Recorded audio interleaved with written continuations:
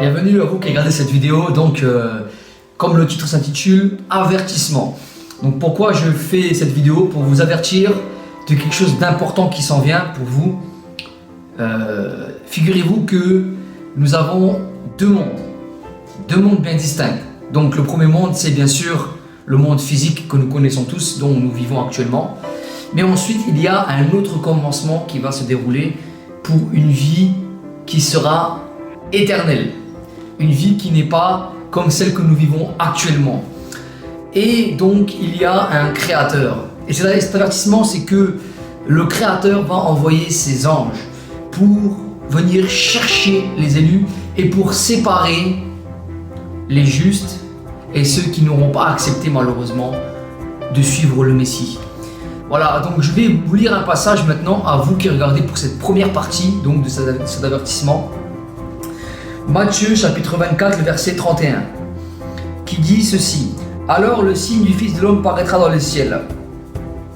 Donc, et on lit un peu plus loin le verset 31, il enverra ses anges avec la trompette retentissante et ils rassembleront ses élus des quatre vents, d'une extrémité des cieux à l'autre.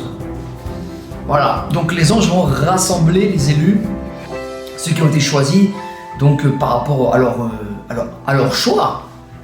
Par rapport à leur décision personnelle. Donc vous peut-être aujourd'hui qui regardez cette vidéo, vous n'avez peut-être pas encore pris cette décision personnelle de suivre donc le Messie que Dieu a envoyé. Il s'appelle en hébreu Yoshua, ce qui signifie littéralement sauveur. Et donc on l'appelle ici Christ. Voilà, donc ce Messie est venu pour que vous soyez un élu et que vous soyez épargné de la condamnation du péché qui pèse sur vous. Parce que ce péché va vous ramener en jugement devant le tribunal du Créateur. Et vous allez être coupable à cause de vos péchés. Mais aujourd'hui, il y a une solution, il y a un moyen pour que vous soyez épargnés du jugement, pour que vous entrez dans ce plan que le Créateur a prévu pour vous. Voilà. Et donc, nous allons voir maintenant dans ce premier avertissement, dans cette première partie de cette vidéo, donc, qui consiste à donc dire ce qui va arriver dans les temps à venir, ou une fois que vous serez de le côté pour la résurrection.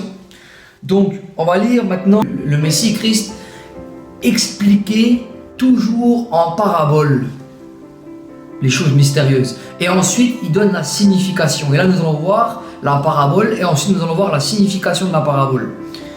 Et il dit donc, le royaume des cieux est semblable à un homme qui a semé une bonne semence dans son champ. Mais pendant que les gens dormaient, son ennemi vient, sema de l'ivraie, donc l'ivraie c'est malheureusement les mauvaises herbes, ça, parmi le blé, et s'en alla. Lorsque l'herbe eut poussé et donné du fruit, l'ivraie parut aussi. Les serviteurs du maître de la maison vinrent lui dire: Seigneur, n'as-tu pas semé une bonne semence avec ton champ? D'où vient donc qu'il y a de l'ivraie? Là, c'est l'ennemi qui a mis l'ivraie.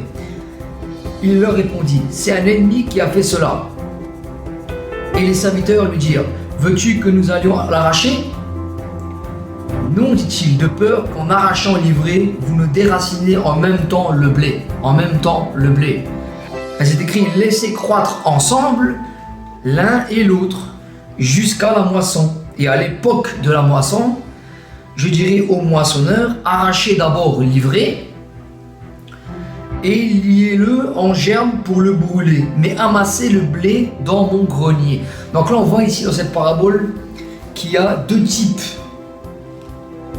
Il y a l'ivraie, mauvaise herbe, et il y a le blé. L'ivraie va être arraché et brûlé.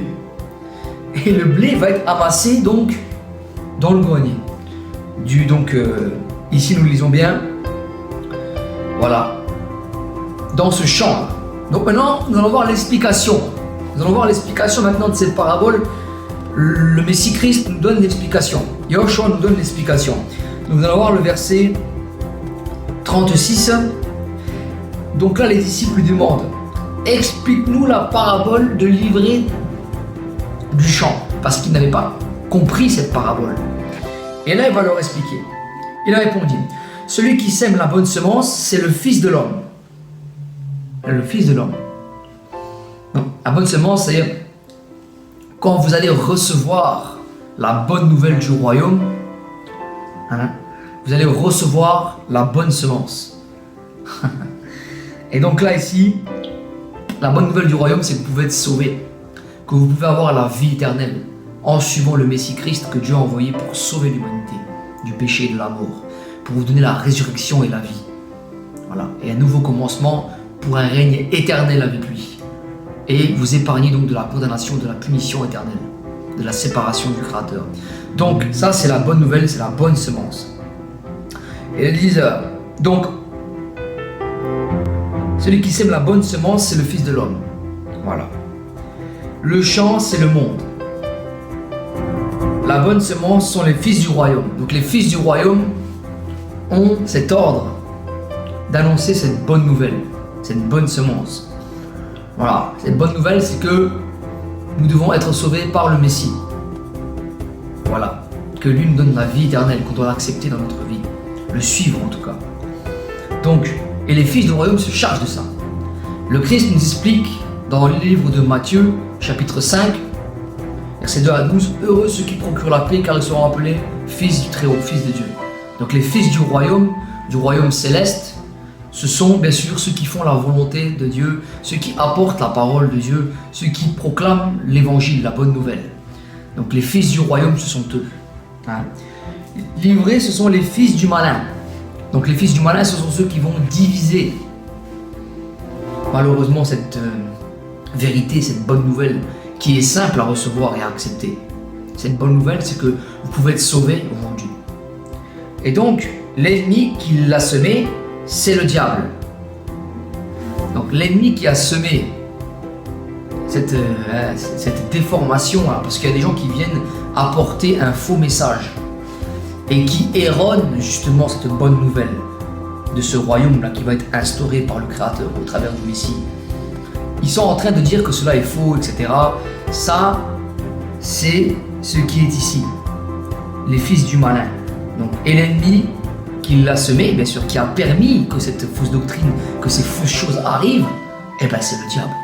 Le diable ne veut pas que vous entrez dans son royaume. Le diable ne veut pas que vous recevez la bonne nouvelle des fils du royaume. Donc, et là il est écrit ici. Donc les vrais ce sont les fils du malin. L'ennemi qui l'a semé, c'est le diable. La moisson, donc c'est la fin du monde. La moisson, c'est la fin du monde. Et il explique, les moissonneurs, ce sont les anges. Les moissonneurs, ce sont les anges. Donc, or, comme on arrache l'ivraie et qu'on la jette au feu, il en sera de même à la fin du monde. Le Fils de l'homme enverra ses anges qui arracheront, et donc, je répète, pas comme on dit ce que je déforme, donc, la moisson ce sont les anges, et comme on l'arrache l'ivraie que l'on jette au feu, il en sera de même à la fin du monde. Le Fils de l'homme enverra ses anges qui arracheront de son royaume tous les scandales et ceux qui commettent l'iniquité. Et ils le jetteront dans la fournaise ardente, où il y aura des pleurs et des grincements de dents. Alors les justes resplendiront comme le soleil dans le royaume de leur Père. Que celui qui a des oreilles pour entendre, entende. Donc je le répète, je le dis pour vous, que celui qui a des oreilles pour entendre ce message, l'entende. C'est un avertissement pour vous. C'est qu'il va y avoir un jugement terrible. Et comme il est écrit un peu plus loin, le verset 49, il en sera de même à la fin du monde. Les anges viendront séparer les méchants d'avec les justes. Et ils les jetteront dans la fournaise ardente où il y aura des pleurs et des grincements de dents. Avez-vous compris toutes ces choses? Voici ce que dit Matthieu 13, je le répète, 49, 51. Donc, avez-vous compris toutes ces choses? Donc, je récapitule. Pour ceux qui n'auraient pas compris, les anges vont venir chercher et séparer les justes, donc ceux qui auront accepté le Messie, qui seront devenus son disciple, voilà, donc qui sont entre guillemets ce qu'on appelle aujourd'hui chrétiens, des disciples qui suivent le Messie, la parole de vie, la parole de la vérité, et qui reçoivent la bonne nouvelle du royaume, qui sont sauvés au travers de l'accomplissement qu'il a fait sur terre. Il a donné sa vie à la crucifixion, il a ressuscité pour nos péchés, afin que nous soyons sauvés. Il est donc l'agneau de Dieu, symboliquement, celui qui ôte le péché du monde. Il s'est sacrifié pour nos péchés. Il a donné sa vie pour nous. Voilà, et quand on l'accepte, on reçoit ce salut, cette rédemption, cette grâce d'être sauvé, d'être acquitté de tous nos péchés. Voilà. Donc ceux qui l'acceptent, ce sont les justes. Ce sont les fils du royaume qui vont apporter cette bonne nouvelle à leur tour aux autres. Voilà. Donc cette bonne nouvelle, cette bonne semence. Voilà. Donc maintenant, les anges vont venir séparer les justes des injustes. Les injustes sont ceux qui ont refait, ceux qui étaient mauvais dans leur cœur, ceux qui ont eu des penchants mauvais, etc. Bref. Et nous sommes tous injustes parce que nous avons tous commis des erreurs devant le Créateur. Et le seul moyen que le Créateur a trouvé pour vous et moi, pour nous donner la grâce d'être acquittés de tous nos péchés, c'est de suivre le Messie. C'est le seul moyen que le Créateur a trouvé pour que nous soyons justes à ce jour.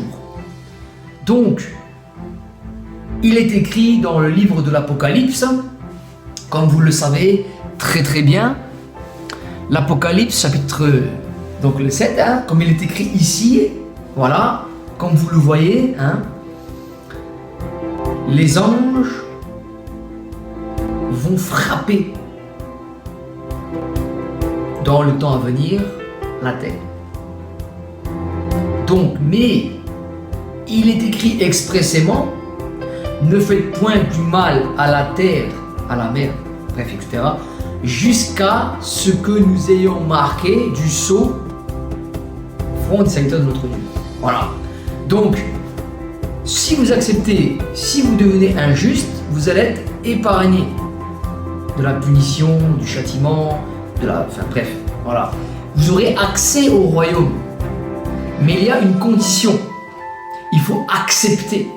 Il faut accepter. Parce que c'est écrit ici, que je répète parce qu'on va me dire que c'est pas vrai. Matthieu, chapitre 13, verset 49. Il en sera de même.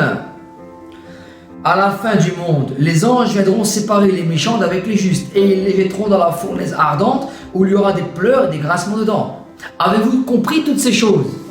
Donc, il y aura cela, que vous ne le vouliez ou pas. Il y aura cette séparation-là entre les justes et les injustes. Donc, cette seconde partie, cette deuxième partie de la deuxième vidéo que je vais faire pour l'avertissement, ce sera donc pour que vous acceptiez le Messie. Voilà. En tout cas, vous avez reçu la première partie qui consiste à vous avertir de ce qui va arriver donc pour vous par la suite. Soit vous choisissez le camp des justes, soit le camp des injustes. C'est à vous de choisir ce camp. Et ce petit message que je vous donne aujourd'hui, c'est juste un avertissement pour que vous soyez prêts ce jour-là. La deuxième partie donc l'avertissement sera, si vous voulez accepter, voilà, lisez la deuxième partie.